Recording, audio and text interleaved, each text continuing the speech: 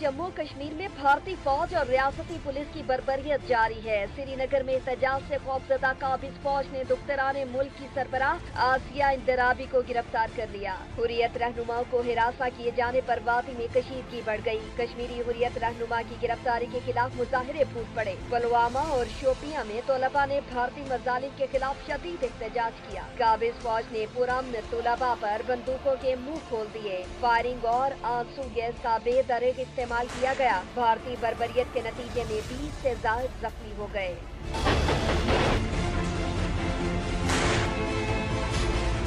उधर कपवाड़ा में मुजाहिदीन ने दहशतगर्द फौज के कैंप पर हमला करके 2 अफसरान समेत 5 फौजियों को जहन्नुम वासिल कर दिया। फायरिंग के तबादले में 2 मुजाहिदीन भी शहीद हो गए। भारतीय फौज ने वाक़े के बाद घर घर तलाशी का अमल शुरू कर दिया। पूरे इलाके को छावनी में तब्दील कर दिया गया। लाथर कठपुतली इंतजामिया ने भारतीय मुजालिम को छुपाने के लिए 3G और 4G के बाद तमाम सोशल नेटवर्किंग वेबसाइट्स भी बंद कर दी।